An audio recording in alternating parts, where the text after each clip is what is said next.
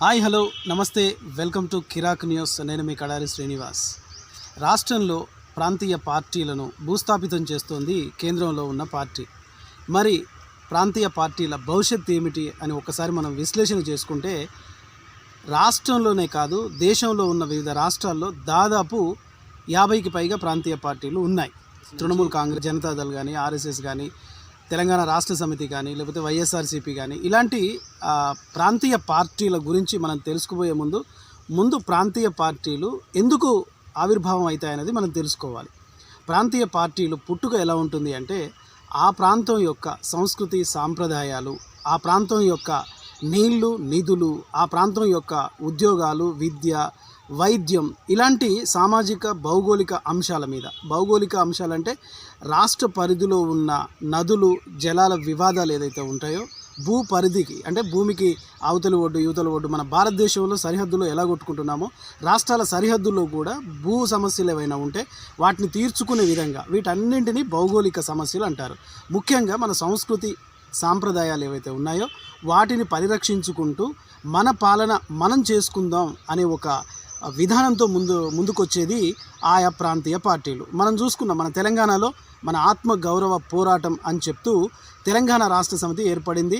2014లో తెలంగాణ రాష్ట్ర సమితి రాజకీయ పార్టీగా ఏర్పడి రాష్ట్ర సాధన కోసం కృషి చేసిన వాళ్ళు సబ్బండ జాతులు అక్కడ పార్టిసిపేట్ చేసి రాష్ట్రాన్ని సాధించుకున్నాయి. ఆ తర్వాత 10 ఏళ్ల కాంగ్రెస్ టీఆర్ఎస్ పాలనలో కేసీఆర్ని కాదని మళ్ళీ కాంగ్రెస్ ప్రభుత్వం ఎంచుకుంది.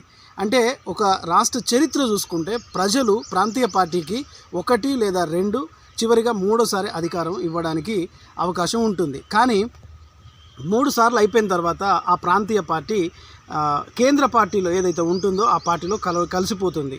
ప్రజారాజ్యం పార్టీ కూడా గతంలో చూసుకుంటే మెగాస్టార్ చిరంజీవి ప్రజారాజ్యం పార్టీ అని తీసుకొచ్చి కాంగ్రెస్లో కలిపేశారు. ఆ తర్వాత Janasena, power star Pawan Kalyan Janasena party తీసుకొచ్చి అటు బీజేపీ ఇటు టీడీపీకి పొత్తు పెట్టుకొని రాష్ట్రంలో, ఆంధ్ర రాష్ట్రంలో తాను పొత్తుల కమిటీగా ఏర్పాటయ్యి అక్కడ విలీనం చేసుకున్నారు.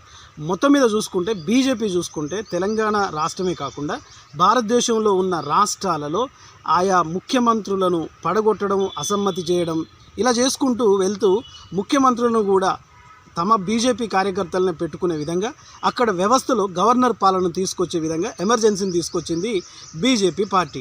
ఇప్పుడు కూడా తెలంగాణలో చూసుకుంటే ఎమ్మెల్సీ కవిత గారిని కూడా అరెస్టు చేసి ఆమెను జైలుకు పంపించే యోచనలో బీజేపీ ప్రయత్నిస్తోంది. గతంలో ఇదే కేసీఆర్ సీఎంగా ఉన్నప్పుడు మోడీ కాదు ఈడీ వచ్చినా బోడీ వచ్చినా ఎవరేం చేసుకోలేని అన్నారు. ఇదే మినిస్టర్గా ఉన్నప్పుడు కేటీఆర్ ఎవరేం చేసుకుంటారో చేసుకొని మేము భయపడేది లేదు అని చెప్పారు. ఇప్పుడు ఏం జరుగుతోంది తెలంగాణలో? సిబిఐ దెబ్బకు, ఈడీ దెబ్బకు కవిత వెళ్ళి జైల్లో కూర్చుంది. ఇది తెలంగాణ స్టేట్ యొక్క పాలిటిక్స్. ఇక ఢిల్లీ ఆమ్ ఆద్మీ పార్టీ ప్రాంతీయ పార్టీ, చీపురుపుల్ల గుర్తు. సో ఈ ఆమ్ ఆద్మీ పార్టీని కూడా జోడిస్తూ అక్కడ కేజ్రీవాల్ని ముఖ్యమంత్రి స్థానంలో ఉన్నప్పుడు కూడా ఆయనను తీసుకుపోయి జైల్లో కూర్చోబెట్టి ఇప్పుడు కల్వకుంట్ల కవితను, కేజ్రీవాల్ను ఎదురెదురుగా కూర్చోబెట్టి ఆ లిక్కర్ స్కామ్ గురించి మాట్లాడే అవకాశాలు ఉన్నాయి. ఇక మిగిలింది ఏంటి? ఆల్రెడీ తెలంగాణ అయిపోయింది బీజేపీది, అటు ఢిల్లీ కూడా అండర్లో తీసుకుంటోంది. ఒకవైపు పార్లమెంట్ ఎన్నికలు, సార్వత్రిక ఎన్నికలు ఆయా రాష్ట్రాల్లో 5 రాష్ట్రాల్లో జరుగుతున్న ఈ సందర్భంలో ఇలాంటి అరెస్టుల పర్వం ఏం చేస్తుందంటే బీజేపీకి ఓటు బ్యాంకు పెరిగే అవకాశంగా మలుచుకొని బీజేపీ ఇన్నాళ్ళు ఉండి ఎలక్షన్ మూమెంట్నే ఎందుకు చేయాల్సి వచ్చింది అంటే that is called political game ఆడుతుంది బీజేపీ. ఇప్పుడు ఆంధ్ర రాష్ట్రంలో కూడా వైఎస్ జగన్మోహన్ రెడ్డి సీఎంగా ఉంటున్నాడు కాబట్టి ఆ ప్రభుత్వాన్ని కూడా తన ఆధీనంలోకి తీసుకోవాలని ఒక ఆలోచనతో బీజేపీ చేస్తోంది. ఇలా కేంద్ర పెత్తనం ఎక్కువ రాష్ట్రాల మీద ఉంటే ప్రాంతీయ పార్టీల పుట్టుక అనేది ఎంత తొందరగా ఉంటుందో దాని అంతర్లో కలిసిపోవడం కూడా అంతే విధంగా ఉంటుంది. మొత్తానికి మరిన్ని విషయాలు మరొక ఎపిసోడ్లో తెలుసుకుందాం. చూస్తూనే ఉండండి కిరాక్ న్యూస్. నేను మీ కడారి శ్రీనివాస్. ఈ వీడియో నచ్చితే లైక్, షేర్, సబ్స్క్రైబ్తో పాటు మీ కామెంట్ కూడా తెలియజేయండి. Thank you very much.